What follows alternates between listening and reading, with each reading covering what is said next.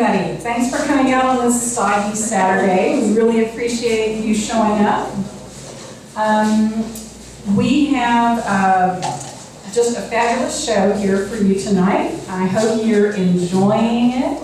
It's just a fantastic balance and blend of whimsy and beauty. I can't wait to hear what Tom has to say.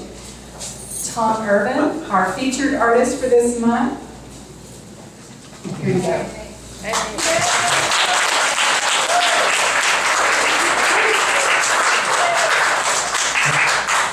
you. Thanks for coming, and if you have any questions, let me know. That's not good enough. Well, I have seen a lot of people here tonight, and lots of them I haven't seen in a while, so I'm really glad all my old friends and new friends have come, and very happy that everybody is here. They weathered the storm, as it were. It is raining a little bit. It's still raining up there. But we have valet parking, so it's good. So that's nice. I have to say something about Archway. I don't have to, but I'm going to. I've been here, I have no idea how many years I've been in the gallery, but I do know this is my 4th show. And this is my first show that I've had to fill the front of the gallery myself. And it kind of was a scary thing, but it was fun at the same time. So I had a great time doing it. Unfortunately, the lady that I've done the last 2 shows with is no longer with us, but that's okay. I think she's here again. But anyway, on to other things. Harold and Andrea did an excellent job of basically placing everything in the show. All I really did was screw things into the wall and they said, okay, put this here. So I did that. And it's really quite amazing. So thank you both. I have to thank everybody else in the Archway family for helping out. Am I moving back? I'm moving too far forward. I have to be around.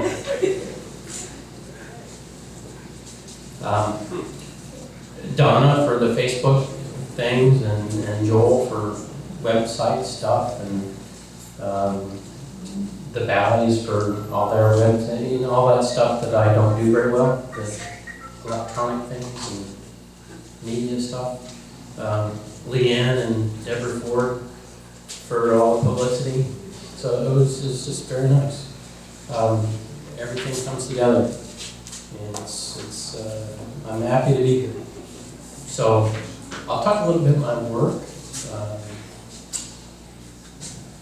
I've done some different things. Obviously, the little frames with the boxes in them are quite different than I've done before. The lamps are something new also. I have a lot of new stuff actually. All the pieces that look like this that have carving in the middle are quite new. I have done pieces before that have, they're all over there, that have funny looking little feet. They're off-center feet on them. I have done those before, but I have not put those guys in there before. And how that happened is, this is one of the pieces of wood that actually goes inside there, and it's angled. It's segmented, so there's different pieces of wood that are glued up, and then I turn it, and then it allows everything to sit crickety. So in most of the pieces, the tops are actually crooked because it doesn't really matter which way you put it, the top's going to be crooked. But in that particular piece, it kind of rocks a little bit, so it depends on where you want to rock it. The bottom could be crooked, or you could see the top as being crooked. Some of them have little finials in the top of them. Some of them don't. These two have finials. These two don't. That's just personal preference. I like things to look a bit more off-center, and if it's not off-center enough, I'll put a finial on the top, and it kind of makes it tilt a little bit more. That one tilts quite a lot. I like it a lot. This one tilted enough. I have two of the segmented rings in it, so I didn't really feel like I had to do that for that one. A lot of people ask me also about the little finial. I'm not going to say too much about them, but everything I do starts from a solid piece of wood. And there are pieces of wood over there that maybe will be something someday. But this is one of the pieces that I start out with when I do the finials, and it goes into a chuck, and then I can move it in different directions. Now I start from the top down to the bottom. So if you want to know more about that, I am demonstrating this on the 15th and the 29th of this month at 2 o'clock, which is a Sunday afternoon. So if you can't remember that, we have some postcards over here, and it is on the back of the postcard. So I wouldn't be able to remember either. So I have an alarm somewhere set. So everything that says a box on it or a container on it will open, and the way they open is they're threaded. This is a piece of Corian, countertop material, piece of dense plastic, and this is the same thing, just different color. And I just brought this so that you can see how it works. And this is what they look like before they go into the box. Well, they're not all this color. Sometimes they're this color, but it just depends on the cord. So that's what I do for the boxes. If you want to open them, you certainly can. If you're afraid to open them, then grab somebody with a little badge on, and they'll be happy to open them for you. Or if they're scared too, they can come. That's about all I'm going to say about those. Other than these will come out. So if you decide to pick one of these up, don't turn it upside down. I'll just take that out first. And you can turn that, however you want to. So all those that are like that will come out. Okay, any questions? Yes, Jim? Where do you get your wood? Anywhere I can. So some of it comes from people that know that I turn wood, and they'll call me up and say there's a tree down, and so I come look at it, and if it's something I can use, then I'll take it away and the chainsaw. Sometimes it starts, and sometimes I just have to pick up the log and put it in there. The yellow one is a piece of hackberry that came from somewhere around in Houston. I can't tell you where at the moment. Probably will never be able to tell you where, so don't ask me later. But a lot of the pieces come from there. Some of the burls, there are no burls around here really. The maple burls, like this, and the figured maple come from Oregon, Washington State, and I mail order those.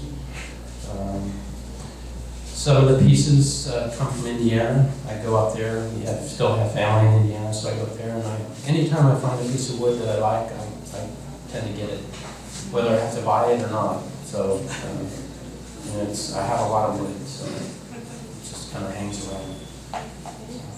Does that help? Cool. And yes. Do you draw your designs first? Do I draw my designs first? Sometimes. Yes. Like the lamps, I did. I drew a lot on these. These were tricky things because I started with the lamp shade. Gene Hester, he's around. He's an artist here. He actually did the glass on the lampshades. So it's kind of a collaborative effort, and I'll tell you about it. So he gave me these some time ago, and I kept looking at them and kept thinking about them and drawing things, and I really wanted the vent lamination to hold up the shade. I really wanted the shade to dangle down. Well, the vent lamination just wasn't strong enough to hold it up because it's pretty heavy, so it kind of slid to the side. And that's fine on some of the other turnings, but not on a lamp. You know, you really don't want your lamp shade to move from side to side when you turn it on. Most people don't. Some people might. So anyway, and there's already a hole in the top of it, so all I had to do was just kind of fix it, so it's all fixed. So it turned out really well. So that's kind of the inspiration of that was actually starting with the shade. The inspiration for those little barnwood things was, well, the shape came from a window in Machu Picchu. So it was kind of that shape, and I took a picture of it, so I like that. So, does that help? Did I answer the question? Yes. Okay. Anything else? What's your favorite wood to work with? Mesquite burl is one of them. Most burls are really fun to work with. I enjoy the burls. Anything with figure in it is nice to work with. But the mesquite doesn't move a lot, so it's very nice to work with. You can turn it green, which is it's kind of wet. How many are woodworkers? No. Green wood is not wood that's not dry yet, and mesquite doesn't. If you turn it green, you can come back a few days or weeks or months later, and it hasn't really moved much. So for a wood turner, that's good when you're anxious to do something. You want to turn it. It's like you don't want to sit around waiting for it to dry. And the mesquite is very good about that. It doesn't move a lot in any direction, so that helps a lot. Most of the burls don't move as much as some of the other ones do. Red oak moves a lot. I don't like to turn red oak, mostly because I don't like the way it smells. A lot of people like it, and there's nothing wrong with it. I just don't. It's not one of my favorites to turn. But, does that have to do with the density of the wood, that it doesn't move a lot? it might. I'm not sure why mesquite doesn't move so much. Blackwood doesn't move a lot either. I don't think it's the density because dogwood, the lids on these are dogwood, and dogwood seems to move a lot, and it's a very dense wood. So actually, I've never come across a wood that moves as much as that after it's dried out. So I don't know. If I was a wood scientist, maybe I don't know. I just turn wood and make things. Yeah. Can you define move? Move. Oh, yeah. Wood has a grain, and you can kind of easy to see the grain in this one. It's going up and down. So, and when it moves, if your fingers are the grain in wood, it will move this way. Okay, back and forth. It won't move up and down. So it moves with the water. The grain is how the water moves up the tree, and it just doesn't move from the top down to the bottom. It moves, it swells out, and then it shrinks back down. So that's how the tree moves. So when it moves, it's going to move that direction. So you have to know that when you make furniture, otherwise things can fall apart too fast. Yes? So if you buy one of these pieces, is there any way that you need to treat it? Or to keep it perfect the way that you created it? Can you polish it? If it gets, well, it depends on what you buy. If you're talking about a box, then I work hard at stabilizing the box to make it so that it doesn't move a lot. And a lot of it has to do with the Corian threads that I use in them too. Because they tend to not, Corian doesn't move, it's plastic, it really won't move. So it will always unscrew and screw back on. So you don't have to worry about that so much. But if it starts looking bad on the outside, You can either send it back to me or call me, and I can buff it back out, or you can just get some paste wax and wax it and buff it. Johnson's paste wax works well. I like black bison. A lot of people like black bison wax. It has more of a perfumey smell in it, so people will open it up and they'll say, "Ah, that wood smells really good." I don't tell them that's not the wood, it's the wax. And it should. Is that what you use on all of these things? Is that how you buff them up, with a wax? Yeah, I buff all my pieces, and the final coat is wax. It goes through, if you're a jeweler, you probably know it's red rouge, and then white diamond, and then carnauba wax, which is the last step in all of it.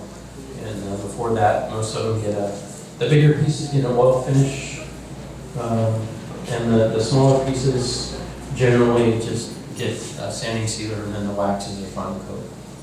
So, yes? Your dyes are beautiful. Tell us about the dyeing of your pieces. The dyes. Okay, the yellow is not the natural color of the wood. Neither is the green, nor the yellow. Those are all, I use aniline dyes, and they're all transparent dyes, so, because I like the grain of the wood. I don't want to cover that up, usually. So, and I generally airbrush them on.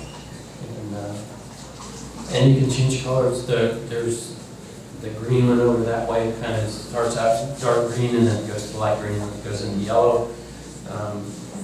The piece on the back pedestal close to the restroom, or the hole in the wall back there, the little ring around it starts at purple and then it works its way into red. So you can use the colors and transform them from darker into lighter, or lighter into darker, however you want to do it.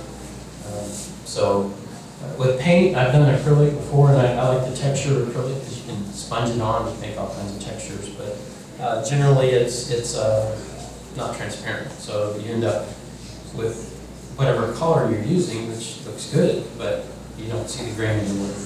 So if the grain in the wood's really ugly, then you can hide it with whatever you want to. So I generally use acrylic when I do that. Okay, yes. With the slanted rings, is that a new technique, or is that, how did you come up with that? The slanted rings? Just kind of around. What's the question? The slanted, she asked if the slanted rings, if it's a new technique, and how did I come up with it? Well, I'm always looking for ways to make things not stand up straight. And, I've done a lot of, like I said before, I've done a lot of off-center feet, and that helps. You can move them to whatever slant you want up to a point. But there's a point where you can't make it do anything else. But then if you cut it in two, and you tilt the top of it, then you can do something else to it. So it's just another way of making it move. And also I don't have to work so hard at making it move, because I don't have to do the 3 or 4 feet or whatever it is down on the bottom to make it tilt the slant. And as far as a new technique, it's a new technique for me. For doing the carving, I like the carving on it. It can be very organic on it. And the 2 pieces that are back there, Mr. Blacklegs and Mr. Whitelegs, they have it's carved all the way up the foot, and I like the texture of the carving. The only one that I sanded out, I think, is the one that's way in the back, which is the purple that goes into the red, and those have been sanded and then stained. So yeah, it's a new technique for me for doing that. And how I came up with it, I don't remember exactly how, but it just kind of came to me one time, I guess. And trying to get it to work was actually harder than coming up with the idea of putting something in there that was perfect. Because silly me, I thought, well, I could just cut it open and stick something in there that was, another ring of wood. That was a solid ring of wood, and carve it and make it work. And that didn't work at all. It got too skinny, and then it cracked and broke all apart. So I was like, that's not good. So I thought, well, I guess I have to make a ring. And when you do that, then it's a lot stronger around the going up. The other way that I was doing it wasn't strong at all, so. And I should have done that, but, you know. I was stupid that day. I don't know. Anything else? Okay, well, thank you all for coming. We probably still have lots of things to say.